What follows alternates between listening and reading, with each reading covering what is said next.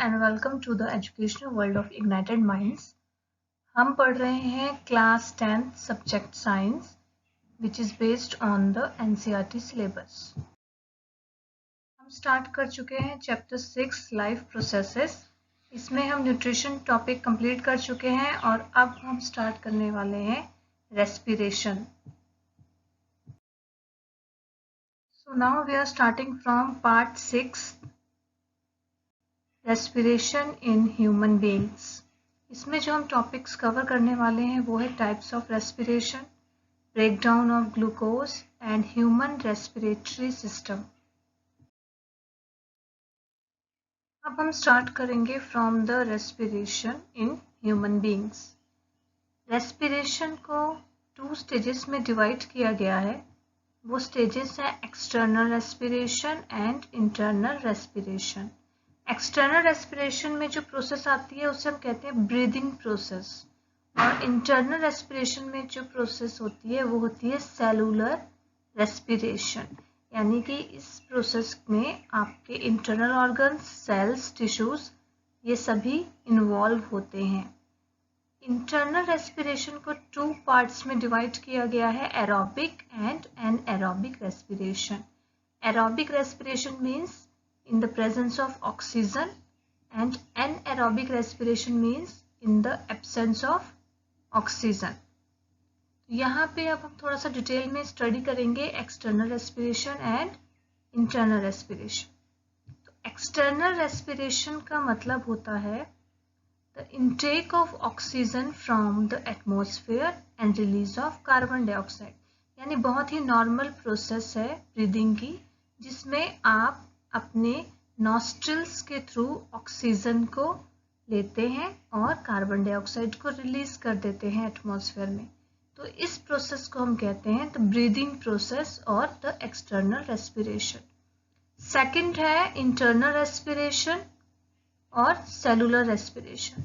तो इसका मतलब होता है the breakdown of simple food in order to release energy inside the cell. इसका मतलब कि यहाँ पर आपके सभी बॉडी के ऑर्गन्स और सेल्स इन्वॉल्व होंगे और वो रेस्पिरेशन प्रोसेस परफॉर्म करेंगे, जिसमें साथ ही साथ आपका जो सिंपल फूड है उसकी ब्रेकडाउन भी होगी ताकि आपको उससे एनर्जी प्रोवाइड हो, और वो एनर्जी सेल्स जो है यूज करेंगे इस रेस्पिरेशन प्रोसेस को परफॉर्म करने के लिए। Now we will discuss the types of respiration। तो रेस्पिरेशन में जो हम टाइप डिस्कस करने वाले हैं वो है अबाउट द सेलुलर रेस्पिरेशन और इंटरनल रेस्पिरेशन। तो इंटरनल रेस्पिरेशन और सेलुलर रेस्पिरेशन के 2 टाइप्स होते हैं, aerobic respiration and anaerobic respiration. Aerobic respiration का मतलब है वो रेस्पिरेशन जो ऑक्सीजन की प्रेजेंस में होती है, यानी जिस प्रोसेस के लिए हमें ऑक्सीजन की ज़रूरत होती है उसे हम कहते हैं एरोबिक रेस्पिरेशन। और ये प्रोसेस होती है inside the mitochondria of the cell. Cell organelle जो माइटोकॉन्ड्रिया है उस सेल ऑर्गेनली के अंदर जो प्रोसेस होती है उसे कहते हैं एरोबिक रेस्पिरेशन। इस प्रोसेस में फर्मेंटेशन प्रोसेस इन्वॉल्व नहीं होती, क्योंकि फर्मेंटेशन प्रोसेस के लिए हमें एनएरोबिक कंडीशन चाहिए। लास्ट में जो एंड प्रोडक्ट बनता है इस प्रोसेस के थ्रू वो है carbon dioxide and water. Anaerobic respiration होती है in the absence of oxygen, यानी जिसमें हमें ऑक्सीजन की ज़रूरत नहीं होती, और ये प्रोसेस होती है साइटोप्लाज्म में। सेल का जो साइटोप्लाज्म पार्ट है उस पार्ट के अंदर एनएरोबिक रेस्पिरेशन परफॉर्म होती है। इसमें फर्मेंटेशन प्रोसेस इन्वॉल्व होती है, और लास्ट में जो एंड प्रोडक्ट बनता है वो एंड प्रोडक्ट होता है इथेनॉल और lactic acid. So now is the most important topic from your exam point of view, breakdown of glucose into various pathways. तो यहाँ पे जो ग्लूकोज है उसकी ब्रेकडाउन शो होगी। ग्लूकोज सबसे पहले ब्रेकडाउन होता है पायरूवेट में। ग्लूकोज एक शुगर मॉलिक्यूल है जिसे हम ब्लड शुगर भी कहते हैं क्योंकि ये ब्लड में प्रेजेंट होता है, और ये बना है 6 कार्बन मॉलिक्यूल से। तो इसका जो स्ट्रक्चर है उसमें 6 कार्बन प्रेजेंट होते हैं प्लस हाइड्रोजन एंड ऑक्सीजन भी होता है, और ये ग्लूकोज कन्वर्ट हो जाता है पायरुवेट में जो 3 कार्बन मॉलिक्यूल है, और कुछ अमाउंट में एनर्जी भी यहाँ पर रिलीज होती है। ये प्रोसेस होती है सेल के साइटोप्लाज्म के अंदर। आगे जाके पायरुवेट मॉलिक्यूल जो है वो 3 स्टेप्स को फॉलो करता है जो कि डिफरेंट ऑक्सीजन की अमाउंट पे डिपेंड करते हैं। तो सबसे पहले जो है वो है ऑक्सीजन की एब्सेंस में, यानी जिसमें ऑक्सीजन बिल्कुल भी प्रेजेंट नहीं है। ये प्रोसेस किस में होगी? ईस्ट में, जो कि क्या है, एक बहुत ही लोअर ऑर्गेनिजम्स हैं। तो उन ऑर्गेनिजम्स के अंदर ये फर्मेंटेशन प्रोसेस में यूज होता है। यहाँ पर जो प्रोडक्ट बनेगा वो होगा ethanol, carbon dioxide and energy. Ethanol एक अल्कोहल है। जब फर्मेंटेशन प्रोसेस होती है तब उस फर्मेंटेशन प्रोसेस में जो अल्कोहल बनता है उस अल्कोहल का नाम है इथेनॉल। तो जो ऑक्सीजन की एब्सेंस में प्रोडक्ट बनेगा पायरुवेट से वो कौन सा होगा? इथेनॉल। तो क्योंकि ये प्रोसेस कब हो रही है? ऑक्सीजन की एब्सेंस में, इसीलिए हम इसे कहेंगे एनएरोबिक रेस्पिरेशन। सेकंड आता है लैक ऑफ ऑक्सीजन, यानी ऑक्सीजन की कमी की वजह से जो प्रोसेस होती है। ऑक्सीजन की कमी की वजह से जो प्रोसेस होती है वो होती है मसल सेल्स के अंदर, और इसमें जो प्रोडक्ट बनता है वो है lactic acid and energy. Third है प्रेजेंस ऑफ ऑक्सीजन। तो ऑक्सीजन जहाँ पर क्या है, कंप्लीटली प्रेजेंट है, वो प्रोसेस होती है माइटोकॉन्ड्रिया के अंदर। सेल के अंदर जो माइटोकॉन्ड्रिया का पार्ट है उस माइटोकॉन्ड्रिया सेल ऑर्गेनेली के अंदर ये प्रोसेस होगी जिसमें प्रोडक्ट होंगे carbon dioxide, water and energy, और इस प्रोसेस को हम कहते हैं aerobic respiration. Pain in leg muscles while running. तो आपके बोर्ड में कई बार क्वेश्चन पूछा जाता है अबाउट द मसल सेल्स की, जो लेग में जो बैक साइड पे मसल सेल्स होते हैं उनमें क्रैम्प्स फॉर्मेशन हो जाती है। तो वो क्रैम्प फॉर्मेशन क्यों होती है? तो जब हम बहुत ज़्यादा रन करते हैं, बहुत फास्ट रन करते हैं, तब क्या होता है, हमारे जो लेग होती है उसके जो मसल्स है उसमें हमें पेन फील होती है। और ये लेग मसल्स की प्रोसेस कब थी? जब लैक ऑफ ऑक्सीजन होती है, यानी ऑक्सीजन कम होती है और हमारी बॉडी को रन करने के लिए ऑक्सीजन की ज़्यादा नीड होती है ताकि एनर्जी मिले, तब ये प्रोसेस फॉलो होती है। इसमें क्या होता है, लैक ऑफ ऑक्सीजन की वजह से जब आप बहुत फास्ट रन करते हैं तो आपके मसल सेल्स क्या करते हैं, एनर्जी मांगते हैं ताकि वो और ज़्यादा फास्ट मूव कर सके। तो ज़्यादा एनर्जी की डिमांड करने की वजह से क्या होता है, लैक्टिक एसिड की फॉर्मेशन हो जाती है। लैक ऑफ ऑक्सीजन में कौन सा प्रोडक्ट बनता है? Lactic acid. तो जब ये लैक्टिक एसिड की फॉर्मेशन होती है तो ये लैक्टिक एसिड कहाँ डिपॉजिट होता है? लेग की मसल्स में, और बहुत ज़्यादा अमाउंट में लैक्टिक एसिड मसल्स में डिपॉजिट होने की वजह से लेग में पेन स्टार्ट हो जाती है। और कुछ टाइम के बाद जब आप रन करना बंद कर देते हैं या रेस्ट ले लेते हैं तब धीरे धीरे ये लैक्टिक एसिड कम हो जाता है। अब हम डिस्कस करेंगे about the human respiratory system. तो ह्यूमन रेस्पिरेटरी सिस्टम में हमें कुछ पार्ट्स हैं जो लर्न होने चाहिए। वो इम्पॉर्टेंट ह्यूमन रेस्पिरेटरी सिस्टम में जो पार्ट्स आते हैं वो है nostrils, nasal cavities, pharynx, trachea, bronchi, bronchioles and alveoli. आगे जाके हम इन्हीं पार्ट्स को डिटेल में स्टडी करेंगे कि इनका क्या फंक्शन होता है और ये क्या इम्पॉर्टेंट रोल प्ले करते हैं during the respiration process. Passage of air in humans. तो यहाँ पे हम देखेंगे कि respiration process step by step कैसे होती है। सबसे पहले एयर जो है वो नोज के थ्रू अंदर एंटर करती है बॉडी में, और यहाँ पे लिखा हुआ है एंटर बाय नोज और माउथ। तो मेनली हम नोज के थ्रू एयर को लेते हैं। तो यहाँ पर हम जब इनहेल करेंगे तो नोज के थ्रू एयर क्या होगी, हमारे बॉडी के अंदर एंटर करेगी। उसके बाद वो डाउन जाएगी, इसका मतलब नेक की डायरेक्शन में जाएगी डाउनवर्ड, और वहाँ जाएगी वो फेरेंक्स एंड लैरिंग्स में। आफ्टर फेरेंक एंड लैरिंग्स वहाँ पर एक फिल्ट्रेशन प्रोसेस होती है जिसमें जो भी एयर में हार्मफुल पार्टिकल्स प्रेजेंट होते हैं वो वहाँ पे फिल्टर आउट हो जाते हैं, और जो एयर फिल्टर होने के बाद आगे जाती है वो पहुँचती है ट्रैकिया में। ट्रैकिया में जाने के बाद फिर से फिल्ट्रेशन प्रोसेस होती है और फिर वो एयर पहुँच जाती है लंग्स में, और लंग्स से वो जाती है लेफ्ट एंड राइट ब्रोंचाई में। लेफ्ट एंड राइट ब्रोंचाई में पहुंचने के बाद आते हैं ब्रोंचियोल्स, जो बहुत सारी ब्रांचेस होती हैं, और फाइनली ब्रोंचियोल्स के लास्ट में जो एल्वियोली प्रेजेंट होता है, उस एल्वियोली में जाकर वो एयर एक्सचेंज होती है, यानी जो गैसियस एक्सचेंज मेनली होता है कार्बन डाइऑक्साइड और ऑक्सीजन के बीच में, वो प्रोसेस कहाँ पर होती है? एल्वियोली के अंदर। तो वहाँ पर ऑक्सीजन जो है वो एब्जॉर्ब हो जाती है और कार्बन डाइऑक्साइड जो है वहाँ से रिलीज होती है।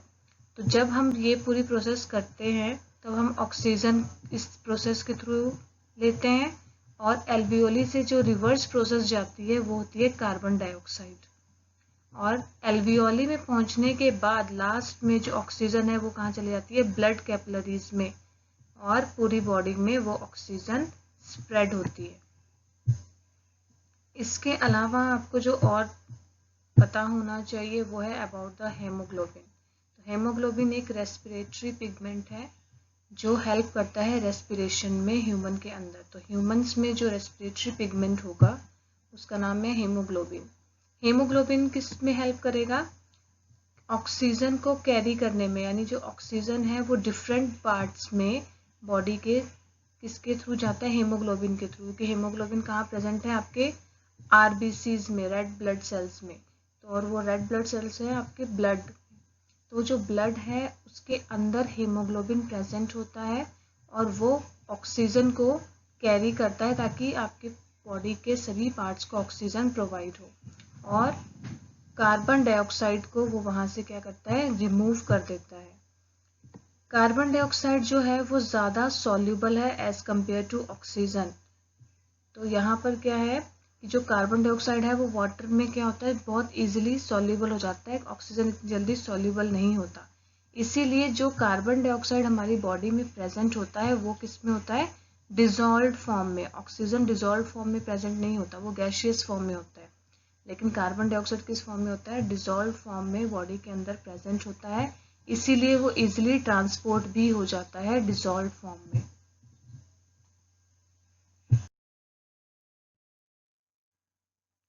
Gaseous exchange in humans. अब हम यहाँ देखेंगे कि कार्बन डाइऑक्साइड एंड ऑक्सीजन की एक्सचेंज प्रोसेस कैसे होती है। तो सबसे पहले हम देखेंगे अबाउट द ऑक्सीजन। तो यहाँ पे क्या है? Air rich in oxygen in alveolus. हमने लास्ट में क्या पढ़ा कि एल्वियोली में जाके ऑक्सीजन सबसे लास्ट में पहुँचता है। तो वहाँ पर जब ऑक्सीजन पहुँचता है तो ये हमारे क्या है? लंग्स, ये है ट्रैकिया, फिर ब्रोंचियोल्स, और ये लास्ट में जो है एल्वियोली प्रेजेंट होते हैं ब्रोंचियोल्स के।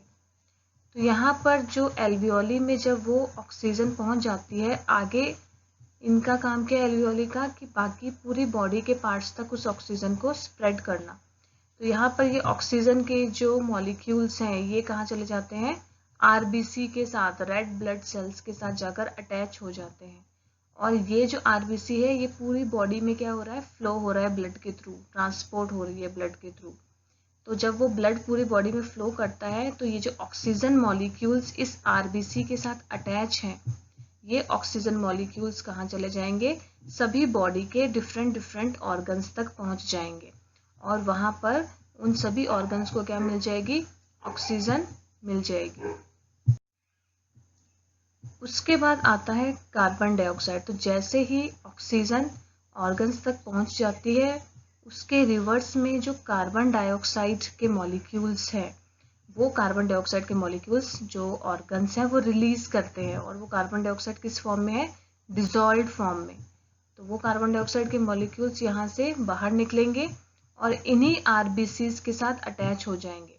जब ये आरबीसी दोबारा रिवर्स जाएंगे लंग्स की तरफ, तब ये इन कार्बन डाइऑक्साइड मॉलिक्यूल्स को अपने साथ लेकर जाते हैं और इसको फिर दोबारा कहाँ दे देते हैं, एल्वियोली को, और फिर रिवर्स प्रोसेस होती है, यानी एल्वियोली से ब्रोंचाई, ब्रोंचाई से ट्रैकिया, ट्रैकिया से फेरेंक्स, लैरेंक्स और उसके थ्रू नोज, और नोज के थ्रू जब हम सांस बाहर छोड़ते हैं, एक्सेल करते हैं, तब ये कार्बन डाइऑक्साइड मॉलिक्यूल्स बॉडी से बाहर निकल जाते हैं।